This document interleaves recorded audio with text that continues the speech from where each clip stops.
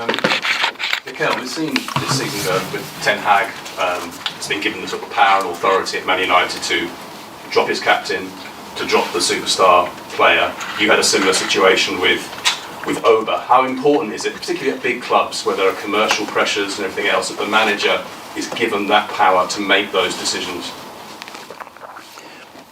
I don't know. I can talk about my experience is that we do things together, and we evaluate things together. You have to suggest what would you do. At the end of the day, you have the responsibility. I don't think it's the power to pick the team, to pick the players that you want, because if you don't, then you have to go home, because then you are not a coach, you are something else. And then the other thing is about what you're going to do long-term, medium-term with that player, or the role of that player on the team. That I think is something more related to the club and everybody that is connected to it.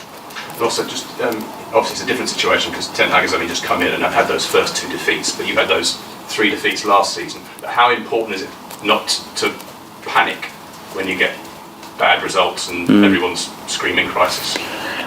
Especially in this league, it's so competitive. The games are won by very small margins, and those periods are going to happen, and you have to be ready for that and understand what kind of reaction you need, and fix them as quick as possible. Harry? You seem a little bit calmer this year on the touchline. I was wondering, is that because you're winning, or was that a reflection perhaps of what you saw on the documentary? I don't know. Someday when I look at myself, I don't look very calm, but it's good. I would like to do that more and more often. You were talking about sort of working together as a club.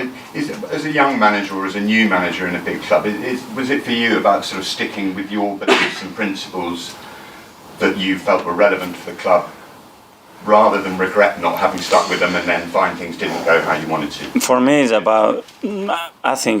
about being consistent. So when you try to bring an idea or you have a vision and you share that vision with the football club, then you take that direction and you go for it. And if you're not going to go for it, do it with someone else. But to try to do something that you have committed to, and with everybody, and then start to move in other directions, I think that brings all the time a lot of chaos, uncertainty, and lack of clarity. And when that happens, normally everybody disperses and everything breaks away. And I think we stick together. We believe in what we did, and hopefully we can achieve it.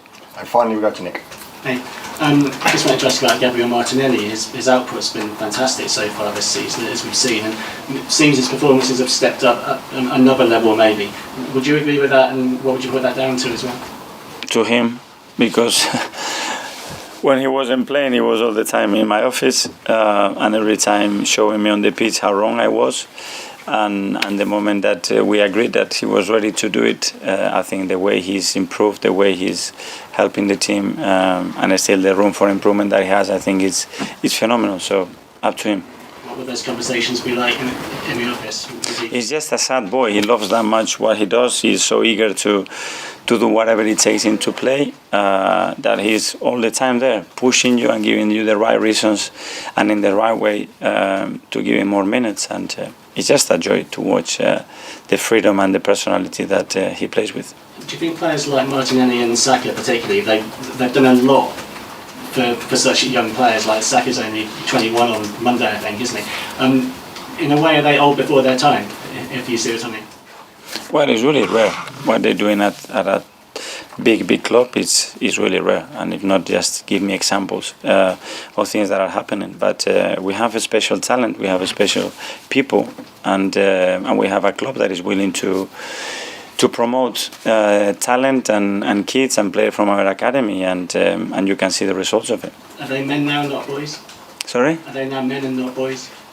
Well, I think there is still a lot to mature, because it's not just what they're able to produce on the pitch, what is happening outside the pitch, their family status. I think it's a lot of things that. Okay, everyone. Thanks very much. Thank you. See you soon.